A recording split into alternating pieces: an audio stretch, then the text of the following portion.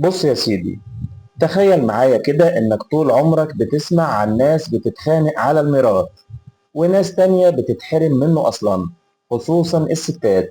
يمكن تكون شفت بعينك قصة زي دي في عيلتك أو عند جيرانك. بس المفاجأة بقى إن في قانون بيحط عقوبات تقيلة جدا على أي حد يحرم المرأة من ميراثها، وده اللي هكشفه لك في الفيديو ده.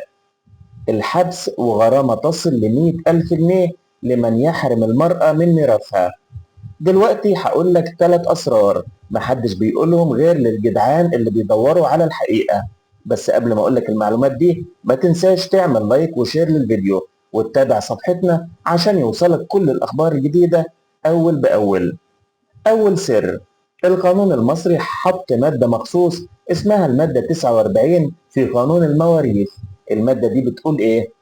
بتقول لك إن لو أي حد مهما كان، أخ أو عم أو حتى أب قبل وفاته، يسيب ورق ويجي حد يخفيه، المهم إنه يحرم ست أو أي وارث من حقه الشرعي، العقوبة هنا مش هزار. في حبس مش أقل من 6 شهور، وفي غرامة بتبدأ من 20,000 جنيه وممكن توصل ل100,000 جنيه. خلي بالك، الغرامة دي مش صغيرة، يعني ممكن تطير نص حقه اللي كان عايز ياخده ظلم، وده لوحده كفيل يخلي أي حد يفكر 1000 مرة قبل ما يحرم حد من ورثه. السر التاني: القانون مش سايب باب الهزار. يعني ايه؟ يعني لو واحد جرب يعمل نفس الجريمة دي تاني، هنا العقوبة بتعلى وتبقى أوضح وأقوى. مش 6 شهور وخلاص، لا، الحبس هنا بقى سنة كاملة على الأقل.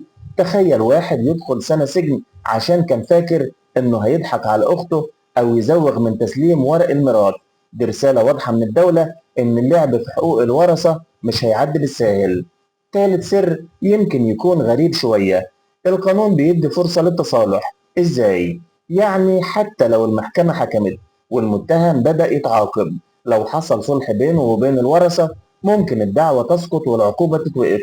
وده بيحصل كتير في القضايا العائلية اللي بتبقى مليانة خصام، لكن في الآخر بيرجعوا يتصالحوا، وده بيدي فرصة للأسرة إنها ما تتكتتش أكتر ويرجعوا يحلوا خلافاتهم بالتراضي. خليني أقول لك حاجة كمان مهمة جدا: الحكومة المصرية والرئيس بنفسه دايما بيأكدوا على إن الست ليها نفس الحقوق بالظبط زي الراجل.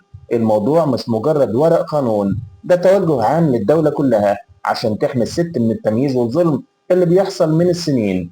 وده معناه إن أي ست النهاردة لو اتظلمت أو حد حاول يزوغ على حقها، القانون معاها والمحاكم كمان معاها.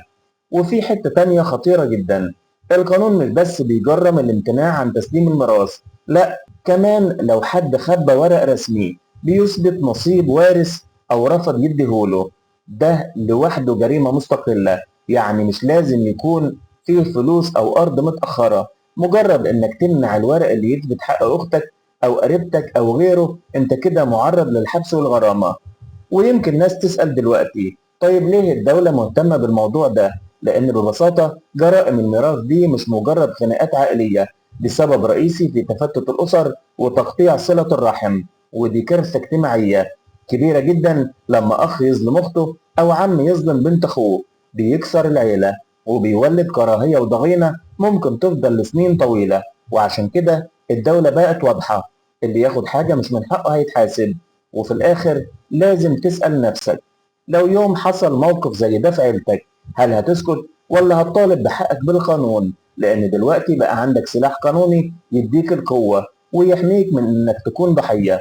وفي نهاية الفيديو ما تنساش زي ما قلت لك تعمل لايك وشير للفيديو وتتابع صفحتنا عشان يوصلك كل الأخبار الجديدة أول بأول.